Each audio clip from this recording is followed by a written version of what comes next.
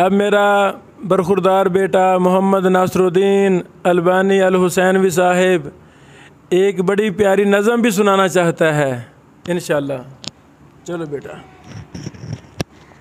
उधर देखो बेटा, खोल के पढ़ो।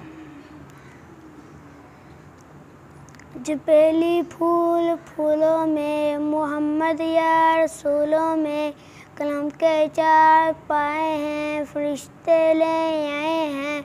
फरिश्तों छोड़ दो मुझको, मेरे माँ बाप रोते हैं तो रोने दो। चलो बहनों चलो भाइयों, खुदा के पास जाना है, खुदा को भी मनाना है।